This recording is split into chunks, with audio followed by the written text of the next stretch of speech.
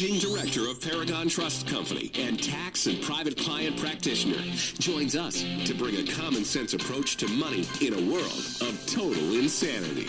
Let's welcome Tony D'Angelo. You know, the introduction for Tony is, it's accurate, but it's not really what he does here on the show. I should be a little more specific. He does a great job in what he does financially, but it's great because Tony digs up some stories that I probably would never find or see, and we talk about them on the air, which I think is great. So, Tony, first, good morning. Thank you very much. Good morning, and good morning to everyone. So, University of Oklahoma, I guess, has a workshop led by a consultant who claims that if you're on time for work or school or whatever, you're sort of in the same category as being a white supremacist. Can you please explain that to us? Well, I've been trying, and as we were speaking earlier, Lee, I don't know whether to laugh, cry, scream, or throw up. There is I'm not a parent, but, my wife is a parent, and I have young people, who are with me that I'm very concerned about.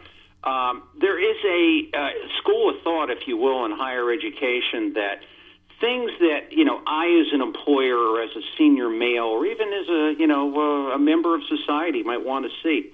Being on time, being skilled, being able to communicate, handle adversity, even manners are all hallmarks of, quote unquote, a sort of a patrician culture, and that we're not being sensitive to people who can't do this. Now, of course, we're not making them get to a point where they can do it. Like I was thinking earlier this morning that, when I was a kid in school, the teachers would say to me, hey, Tony, you're not in Italy, speak the King's English. Yeah, I have to speak the King's English if I, hope to do something in this life. But, getting to your point, the national conference, and this is just, what's going through society, the National Conference on Race and Equality, which is sponsored by the University of Oklahoma, and this is in May of this year, is being put on by a consultant, Dr. Heather Hackman, who, if you're keeping score at home, happens to be a Caucasian. And she is a part of this workshop is if you are on time or if you insist upon being on time, you are fostering a culture of patricianness, I know that's not a word, or white supremacy. And I'm thinking to myself, so anytime I've sat there as an employer and I've said, you got to be here at 9 o'clock, I've done some horrible thing. What I did, and just because I don't want to come out and just say what my opinion is, I polled my clients and my associates who are of color, and I said, what do you think of this? And, one remarkable man told me, he said, Tony, what we're doing here is that we're really, taking the whole civil rights movement, we're taking the whole thing of having everybody go to a point of equal opportunity where everybody has a shot, and we're really creating two subcultures, which is almost like we're getting back to, pardon the term, segregation. And I'm saying, I looked at him, I said, Tom, not his real name, you're absolutely right. Now, there's some other people who are out there taking money for this stuff. There's another guy, if I'm pronouncing this correctly, Isayo Inui, who is from Arizona State University, who gave a packed workshop to Ball State University people saying things like, and Heather Hackman teaches this too, it doesn't matter what your assignment is. It's okay if I can't read it. It's not the success of the assignment, but it's the amount of work you put into it. I'm like, people, this is not how the world works. I've spent hours and hours and hours on things that, crashed to the ground and sprang up and hit me in the head. That's life. Get over it. And if you think, and I know you got a ton of questions, Lee, but if you think for a moment that our lovely dear state is exempt from this, you can read a flowing mission statement of the University of Connecticut, which says that we want people to be contributing members of state, national, and world communities. That's great. Come here, contribute. I could use all the help I could get. If you go to the undergraduate catalog, 2019-2020, page 122, read down the fourth course of the catalog.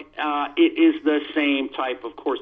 I don't want to say what these words are because to me they are they're sickening. And we're teaching this stuff in college. It's being supported by state dollars, and it's just like, hey, life goes on.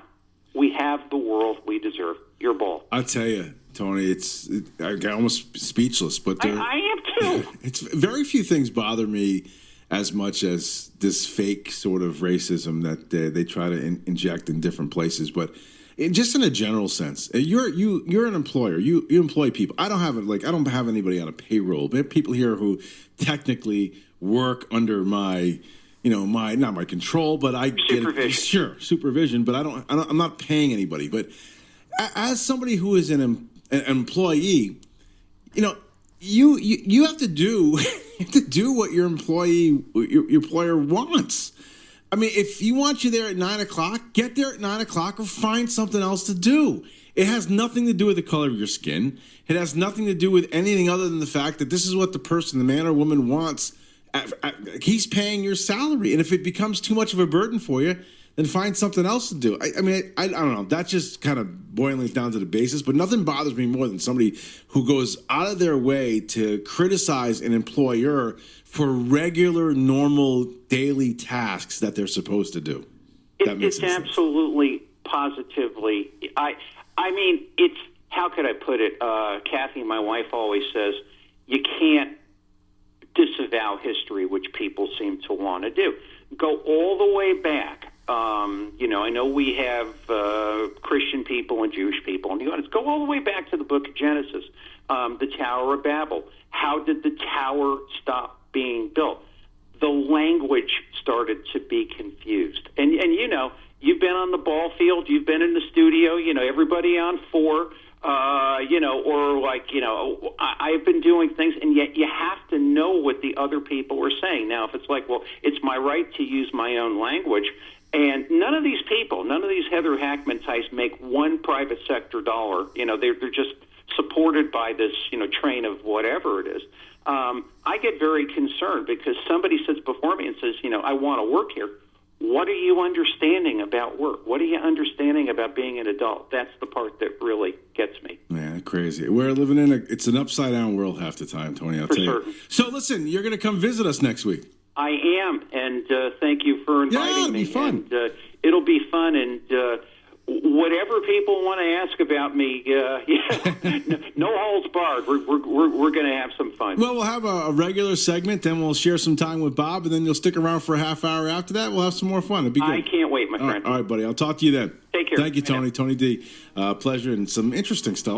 Always finds these stories, like I said, that I may have missed the first go around, and he brings them out. Happy he is a part of the show every single week, so it's good. And we'll have him here in the studio next week. All right, his partner in crime, so to speak, will be